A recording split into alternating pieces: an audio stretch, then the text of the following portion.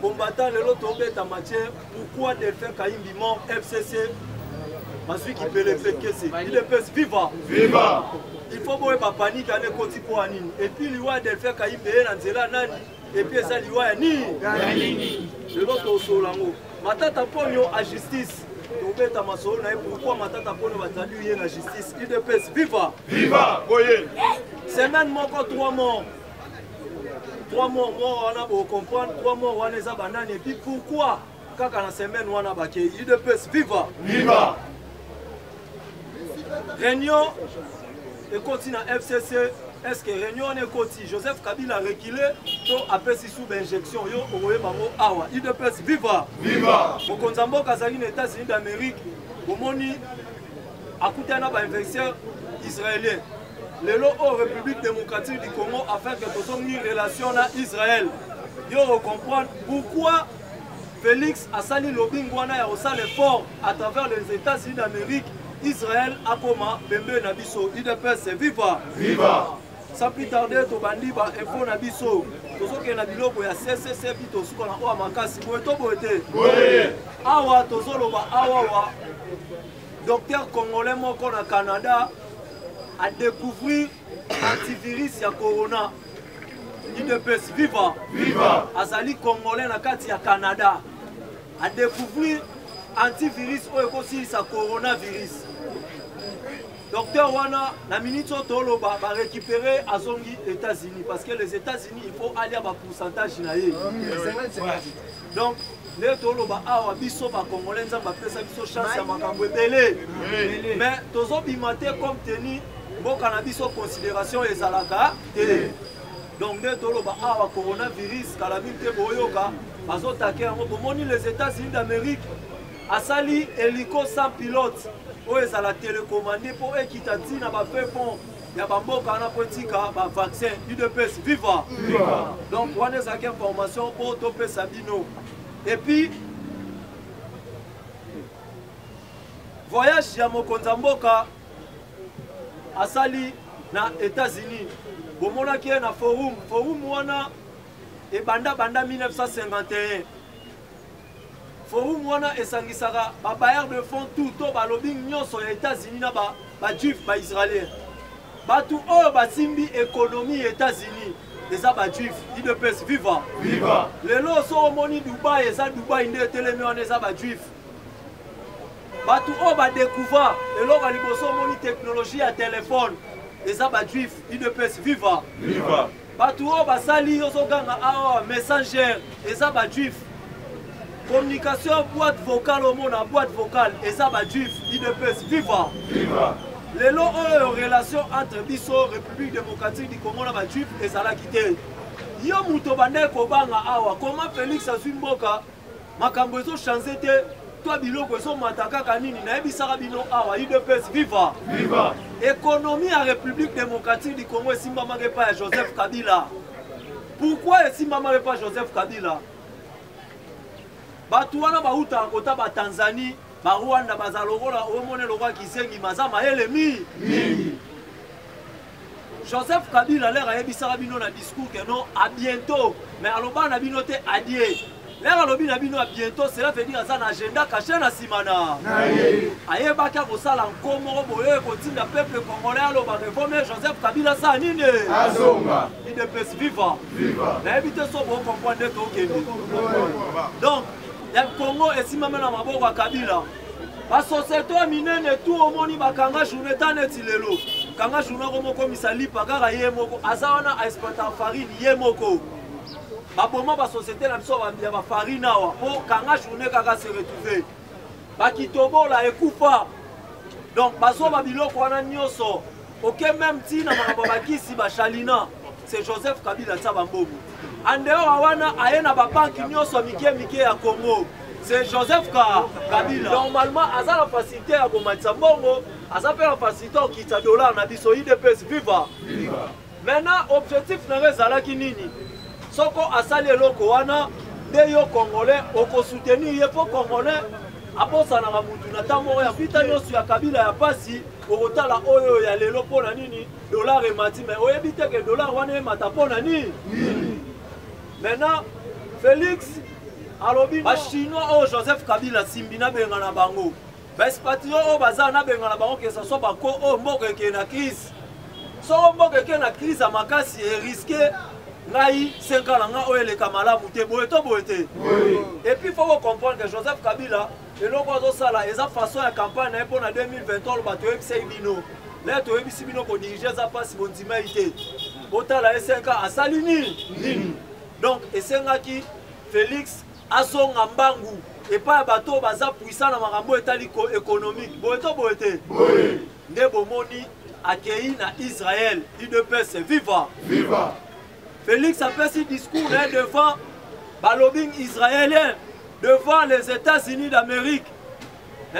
Papa, même la Bible est écrit, Moutou Oyoyo a protégé Israël, nous avons pas ça ni si ko a biso tondimi Israël soit na onyo son na Congo, Congo a fait que ça ka malamu. Nous avons protégé biso to protéger biso. Si l'homme va bengi président pasteur Akeiti kopesa va verset biblique IDPS viva. Genèse 12 verset 3. Atalisi ba Israélien place nino biso République démocratique du Congo tozali. Papa na biso forum esili ba Israélien ba pusa ni pembe na Félix. Ba biso ndeza ona biso siko tondimi to pusa na pembeni na IDPS viva. Et puis omoni ande bona biso oyo basimbaka fond monétaire mbongo ya monde bazalaki na doute ya koede Congo pour gouvernement Kabila nyonso badefa bambongo bazongisaka te bakoma oyo okanga bango bandaku IDPS viva. Donc esengaki bamona président oyo responsable et puis aza na bacontenu oyo ezopromettre mpo bango bapusa na pembeni na ye boye to boye te atolo bafond monétaire le 31 mai na kati ya République démocratique du Congo na ebisaka bino awa la fois passée si tokoma na mai juin bo comprendre te mbongo ndenge eshite lokwa balandi yango mbango lelo o vérité c'est nini edini fond monétaire alobi na mai le 31 ye na kati ya République démocratique du Congo keba avec 48 milliards ekokita awa IDPS viva. Yo sigo mutu alamuka tellement ngolia mingi ngolia nde iso pe IDPS to bi bongisaka toilette na IDPS viva o batwana bazaka bongo nde balo batolia te mukololie sa ya lo bano reno toilette na ngeza ya kobe bango ba chanzaka maloba papa boye to boye IDPS viva mokonza mboka kosilisa silisi wana lobi nango raconte yena Mike Pompeo, IDPS viva. Asiko place au comprendre ma paix et koti. Na Mike Pompeo, bakutani. Félix Antoine Tshisekedi azaki surpris. Na raconte na Mike Pompeo, bamona visiter à Mora Koti, Fatou Bessouda, IDPS viva. Fatou Bessouda azali procureur ya CPI. Procureur ya CPI. IDPS viva. Matière équipe, botika Rolanda Mutusoko Oloba.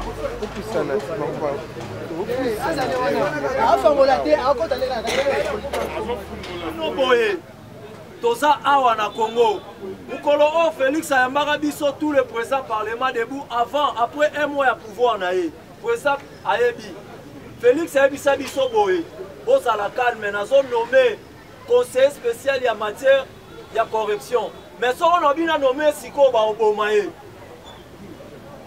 Félix Mutalobango ba obomaye. Po omona ke mwana wana auti na kata ya ndako ya opposa iso. Ayebi politique malamu. Et puis alobi na biso boye po ke musika. Batu o bazo boya bo kontina ngai.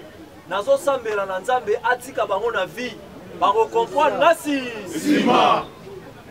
Wana message Félix aloba na biso boye. Ezate à Twitter to sola boye. IDPS viva. Viva. Ayamba tout le président du parlement de Bois. Bibo kende bo continuer Moussa na bino. O eza chaîne ya IDPS bouche à l'oreille. À l'oreille. To sala qui communiquer à stade de Marti kaka na ba base boye. Boye to boye te. Stade de Tonda ito to. Yango to lobi banda lelo to chancer loi électorale. Soko lingo postulé comme président de la République Namboka, otondi sa sadema. Démarti. Toboyi, vérité des îles. IDPS, viva. Viva. Vérité des îles, Bongwani. Na États-Unis, bakangi muno. Munoko. Akomi na kutana chilombo na États-Unis, chilombo pa ebisie. Oganga vérité des îles, na tozonga na Congo. Awa wasutuka la muka yo yebite ke no azoluka kutana Fati na États-Unis. Fati pe kitasa zonga ata senine. Azongi. IDPS viva. Viva. Na ebisi yo consommer ti lombo. Libumu ya nzala bapesa ngo conseil te. Ndaku soko tongango na 5 jours po buka ngo esala mukolo mo. Mais vitesse o Félix oke nango batu ba comprendre on te po bana nzala. Congolais to golia. Israël ye wana la kibiso ba juif palobi dans 2 mois. Guerre na Est abou. Bien. Pour battre babanda bitumbala bango pour na bien na bango. Les ralobi aussi ça dans 2 mois, c'est que il faut comprendre dans 2 mois to vendre calme. 2 mois na to koma na mwani, IDPS viva. Viva. To koma na mwani. Na mete sikoyo na me wana na ebisi bino banani ba oya awa. Fo moniteur. Kolia fungwa mato efungwa mate. Yango na ebisi bino to kolia so bitumbala SSN nini. Yebisa mutalamuka o le lanzala olia so bitumbala SSN nini. Yo lingo lia kuna balala lanzala IDPS viva. Viva. Congolais à la calme. Tout est planifié na IDPS. Awa yo so comprendre est-ce que Chilombo a cédé banama ito a CDT. Pour la ebisi yo kuna na États-Unis za ki question réponse IDPS viva. Viva. Besuda bimisi bon na ye na mesa tsaka ta senine. Opera ebisi Chilombo. Ozo ebisa biso na ko sécuriser Kabila. Na biso to za la batu na yo oponini. Nini. IDPS viva. Viva. Siko ebisa ngai. Partenaire privilégié. Apesi biso mission. Apesi biso mandat te, apesi biso mission. Papa. Yo mtalamuka somba j'avais la sans faux melo sa nini okufa toza na mission mais toza na mandat te mama na ngai po biso mo ba combattant to ebinde to bakisela Félix ba pouvoir en dehors ba mandat donc on respecte peu constitution IDPS viva viva yo ça on ngo comprendre ah bon respecter constitution on nini balobi 5 à 5 à 10 ans mandé sili okotuna ngulu biso nyonso recensement boyeto boyete recensement zwa biso 3 ans IDPS viva viva 3 ans wana toketi 2020 26 IDPS viva viva na 2020 eza secrétaire toloba eza makambo esali boyeto boyete oh yo somona balesa mutu na ndako papa bimisa mbonga biloko yebi nombre ya bato te etikala kosalama soko Kabila eshua na makambo nyonso mpo asala recensement ta yebi nombre ya bacongolais toza koestime kaka IDPS viva maintenant na 2028 wana lere ozoba bon ça va comme na yebi nombre ya bacongolais élection bacongolais mpe balingana bango ezala système électronique te nga moko badutaka na système électronique boye to boye te tokendango na bapapier mais boye ba élection ezwa biso 2 ans IDPS viva viva 2028 c'est ça la tête c'est nini to sali ba élection 5 ans lisusu plus 2028 au comité na 2030 si on a 2033 ko lié komi en désordre na sofele comité na université là yo lo ba marche kaka soda wa moni ba fute mbongo abe hotel melo lo ba songa na ndakuna makambo élection ya duo